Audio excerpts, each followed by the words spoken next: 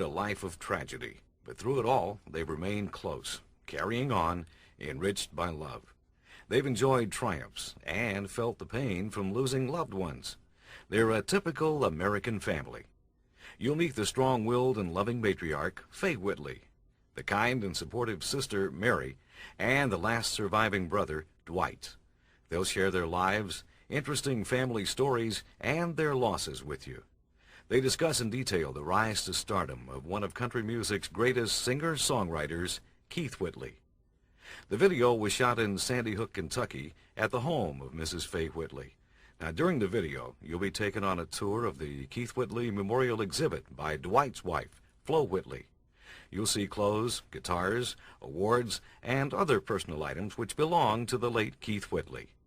And now, Mrs. Faye Whitley. This is what's left of my family. We always had a lot of fun, and we lost 3 of the family. Our house burned when Keith was 3.5 years old, and we moved here where we live now. And we built a house back here then, and it seemed like it's been one bad thing after another, but we always had a lot of fun with it. And it was always a pleasure having Keith and Dwight and Randy as well, and they loved their brother. It was a place called Briar Fork. It was about 10 or 15-minute drive from here.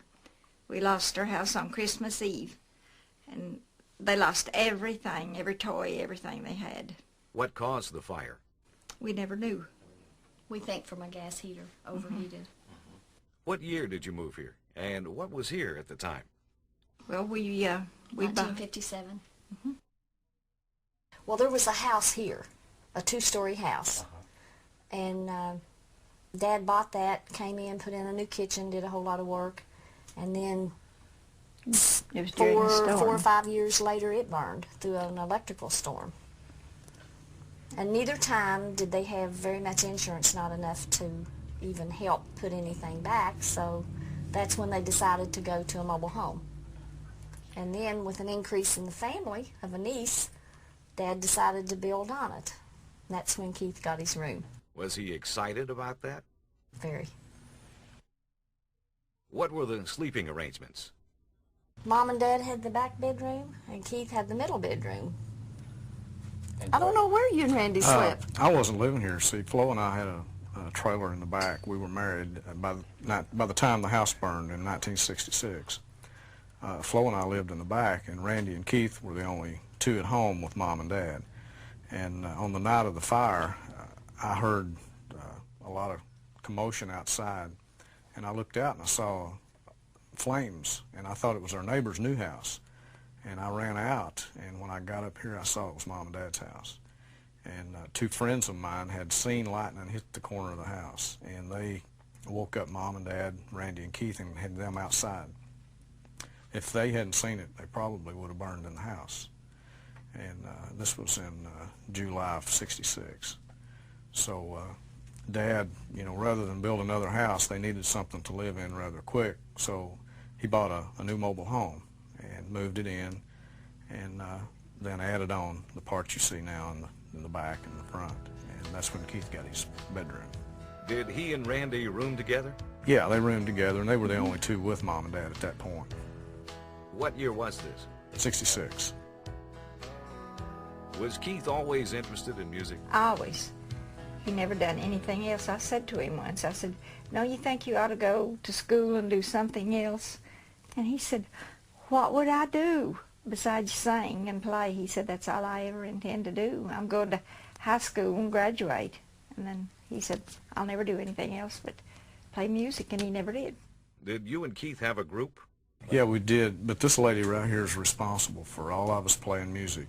She taught us all to play the guitar, taught me to play some banjo, and her father, my grandfather, was a banjo player, and I think a lot of our talent came from him. And Keith and I had a band early years. We had a rock band, and later years we got into bluegrass, and we did a radio show 2 days a week for about 3 years. And a lot of those shows, all of them, in fact, were taped out here in this garage. And we still have about 37 of those old radio shows on tape, and they're really valuable to us. Were they broadcast locally? A station in West Liberty, WLKS, and also we did a show live in Grayson on WGOH, and we did a live TV show out of Huntington, West Virginia, and a live TV show out of Hazard, Kentucky on Saturdays. So we were quite busy. We'd have more people here than could get in the garage where they always had their shows. Everybody wanted to kind of listen to them. For a non-studio, I bet the acoustics were good. They were. You know, it has a big wooden ceiling, and our father was the engineer. He had a reel-to-reel tape recorder, and he loved doing the recording. And, you know, we used to tell him, you know, Dad, we can record over those tapes. You don't have to get a new tape each time. But he said, no, you might want these someday. So, you know, like I said, we ended up with about 37 of them because he didn't mind buying new tapes.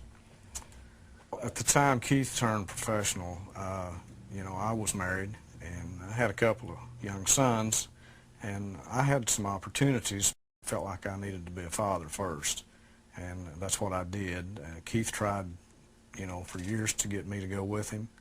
In fact, he was really pounding me pretty hard to go with him in the last couple of years.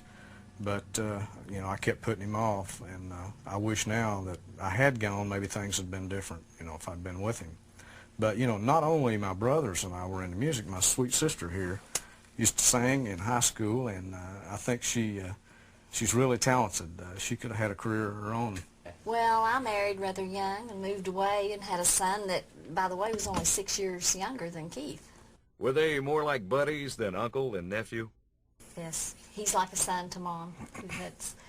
But no, Dwight's wrong about the talent. I'm sorry, I don't have any talent.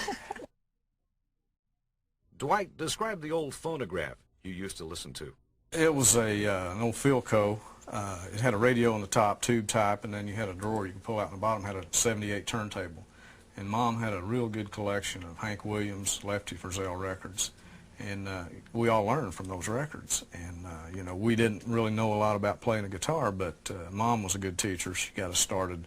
We had an old Stella guitar that her sister had given us, and that's the guitar we all learned from, or learned with. And Keith learned all the Hank Williams and Lefty Frizzell, and that was really his love. His first love was those old country songs. I'm responsible for getting him into bluegrass, and I know he loved it. You know, he played it with such emotion, and I think that made him a better singer with his bluegrass years. Was Keith a good picker? Great picker. He played flat-top guitar with Ralph Stanley and did harmony vocals for about 3 years. And then later on, after Ralph lost his lead vocal singer, Keith went back as the front man and lead vocalist. And from that point, he didn't do a lot of picking, just singing. You know, it was real popular back in the early 60s, the old Elvis Presley, Jerry Lee Lewis, that type music. And I had a band in high school, and it was all local guys. And Keith was rather young at that time, but a lot of times he'd sit in with us, and we were always proud to have him with us in the show because he added so much to it. There was an Elvis poster in Keith's room. Was he a fan? He was a big fan of Elvis. All of us were.